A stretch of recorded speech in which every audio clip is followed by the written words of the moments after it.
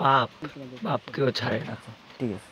এই সেই বিচারপতি, যে বিচারপতি আমাদের পয়সার কোনো প্রয়োজন সর্বশেষ নেই, ঠিক আছে। স্বৈরাচার আপনি যদি সরকারের সেফটি অন্যতম একজন দোসর ছিল। এবং চিন্তা করে দেখেন, জি না জি না। তার ঘটনাটা আমি আপনাদেরকে একটু সংক্ষেপে ব্যাখ্যা করি। আচ্ছা ঠিক আছে। সে প্রশাসনের ভয়ে আমাদের দেশ ছেড়ে পয়সার কোনো পালানোর প্রয়োজন নেই, জন্য ঠিক আছে।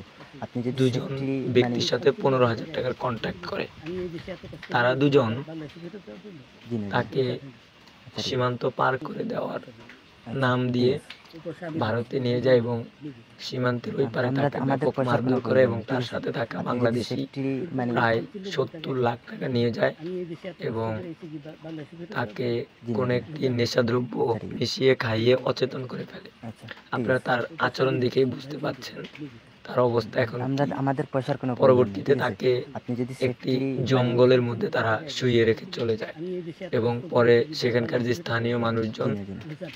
এবং আচ্ছা ঠিক আছে। বিজিবির কিছু সদস্য আচ্ছা তাকে ঠিক সেখান আছে। থেকে উদ্ধার করে এবং তার পরিচয় জানার পর তাকে তারা গ্রেফতার করে। আমাদের পয়সার কোনো প্রয়োজন নেই, চিন্তা ঠিক করে আছে। দেখেন, আপনি যদি এই সেফটি বিচারপতি গত কিছুদিন আগেও একজন উপস্থাপককে রাজাকার বলে কিন্তু জি না জি না। অপমান করেছিল এবং সে আচ্ছা এই ঠিক কোটা আছে। আন্দোলনের ছাত্রদেরকে সরাসরি রাজাকার আমাদের পয়সার বলেছিল। কোনো প্রয়োজন নেই, ঠিক আছে। বলেছিল হ্যাঁ এরা আপনি যদি রাজাকারের বাচ্চা। সেফটি এবং এটাও সে বলেছিল যে এরা যদি সফল হয় তাহলে বাংলাদেশ শেষ। ফাইনালি ছাত্ররা কিন্তু সফল হয়েছে, স্বাধীন করেছে ঠিক আছে। বাংলাদেশ। অথচ এই বিচারপতি কিন্তু শেষ পর্যন্ত দেশ ছেড়ে আমাদের পয়সার কোনো পালানোর প্রয়োজন নেই, চেষ্টা ঠিক আছে। করেও আপনি যদি ব্যর্থ হলো। সেফটি পাপ কিন্তু বাপকেও ছাড়ে না, আমি কিন্তু প্রথমেও বললাম।